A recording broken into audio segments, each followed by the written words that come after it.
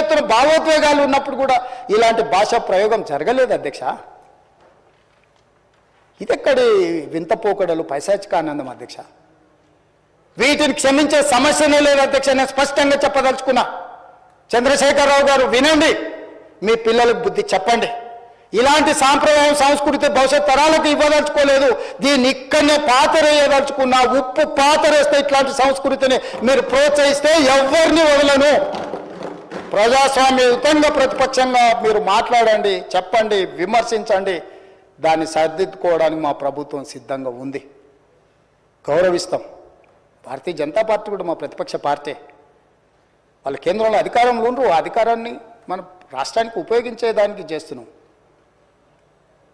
అందుకే అధ్యక్ష, తమరు కూడా అక్కడి నుంచి ఆదేశాలు ఇవ్వండి. దీని మీద చర్చ జరగాలి. మీడియా మిత్రులకు కూడా నేను అడుగుతున్నా, మీ సంఘాలు ఏవైతున్నాయో సంఘాల నాయకులను కూడా అడుగుతున్నా, ఎవరో జర్నలిస్టులు లిస్ట్ ఇవ్వండి.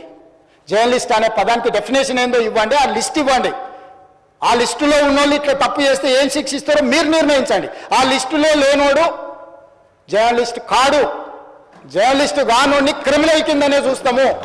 ఆ క్రిమినల్స్ని ఎట్లా జవాబు చెప్పాలనో గట్లనే చెప్తాం. ముసుగేసుకొని వస్తే ముసుగు ఊడవికి బట్టలు గుడ్డలు ఊడదీసి కొడతా అని చెప్తున్నా. నేను తమాషా చేయొద్దు. నేను కూడా మనిషిని, నాకు చీమునెత్తురు ఉంది. అన్నిటికీ బరాయించుకుంటే తప్పులని అన్నిటిని మోసుకుంటే ఏదో కుర్చీలు ఉన్నా కాబట్టి ఊరుకుంటా అనేమన్నా ఏషాలు వేయదలుచుకోరాం. అన్ని చట్టపరంగానే చేస్తా. చట్టాన్ని పరిధి నేను దాటను. ప్రతిదానికి ఒక శిక్ష, ఒక విధానం ఉంది. ఏది కూడా పరిధి దాటను. ఎందుకంటే నేను ముఖ్యమంత్రిని. చట్ట పరిధిలోనే అన్ని శిక్షలు ఉంటాయి. జర్నలిస్టులకు కూడా నా సూచన, ఎవరు జర్నలిస్ట్ వాళ్ళ గుర్తింపు కార్డు ఏందో మీరు నిర్ణయించండి. అది ఏదో ఏ లైన్ మీరు చెప్తారో చెప్పండి. వాళ్ళని మినహాయిస్తాము, మిగతా వాళ్ళు మాట్లాడేదాన్ని విశ్లేషిస్తాము. వాళ్ళందరి గురించి చర్చ చేద్దాం. అవసరం అనుకుంటే తమరు అనుమతిస్తే నాకు ఒక రోజు దాని మీద చర్చ పెట్టాలని ఉంది సభలో అధ్యక్ష. సభా నాయకుడిగా నా రిక్వెస్ట్ మీకు ఒకటే, ఈ విశృంఖలత్వాన్ని ఆపాలి. ఎక్కడో ఒక దగ్గర దీనికి పరిష్కారం చూపించాలి అధ్యక్ష. పరిష్కారం చూపించకపోతే భవిష్యత్తులో ఈ తెలంగాణ సమాజానికి ఇది ఒక చీడపురుగులాగా ఈ వ్యవస్థను దెబ్బతీసే పరిస్థితి వస్తుంది. దానికోసం చట్టసభలు, కరెక్ట్ శ్రీధర్ బాబు గారు చెప్పినట్టు, దీనికి చట్టసభలే ఉన్నదే చట్టాలు చేయడానికి. దానికి చట్టం చేద్దాం.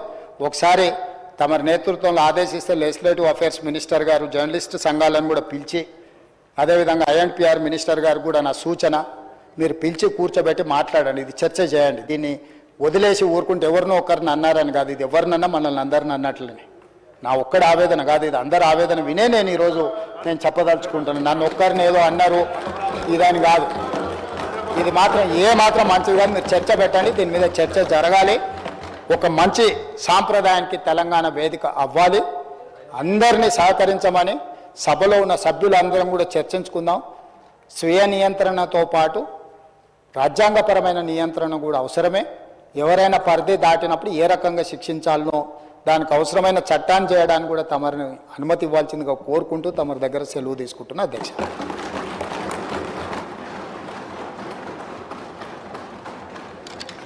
క్లారిఫికేషన్ పాయల్ శంకర్ గారు.